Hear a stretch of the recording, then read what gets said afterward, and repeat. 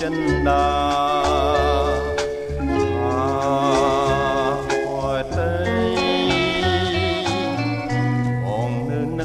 នឹកមិនលេងនឹងជានិច្ចឆោមពិសេសឯងមិនលួងរាល់រាត្រីអាឡ័យស្នេហ៍មិនអស់អាឡ័យថ្លៃជីវិតលំនៅចិនបំពេណាទៀតនឹងបានជួងស្នេហ៍ស្នេហ៍ជាថ្មីបងនៅនឹកវាចាអូនប្រាំថាស្មងលោកសាយឥឡូវមិនដាច់ខ្លាសំដី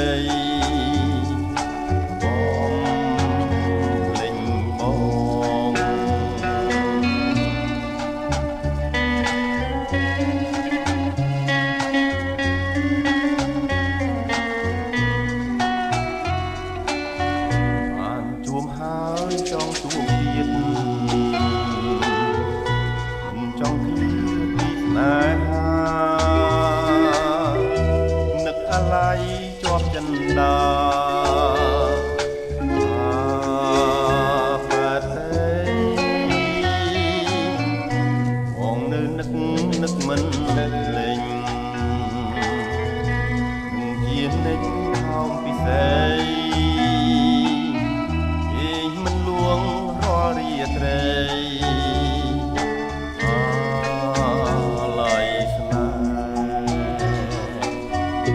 មិនអស់អាឡ័យថ្លៃជីវិតលំនៅចិនបំពេថ្ងៃណាទៀតនឹងបានជួបស្នេហ៍ស្នេហ៍ជាថ្មីបងនៅនឹក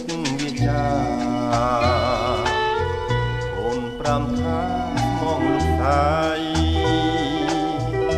ឥឡូវមិនដាច់ខ្លាសំដីបងលេងបងមិនអស់អាឡ័យថ្លៃជីវិតធ្លាប់នៅចិនបំពេថ្ងៃណាទៀតនឹងបានជួងស្នេហ៍ស្នេហ៍ជាថ្មីបងនៅនឹកវាចាអូនប្រាប់ថាស្មងលោកសាយឥឡូវមិនដាច់ខ្លាសំដី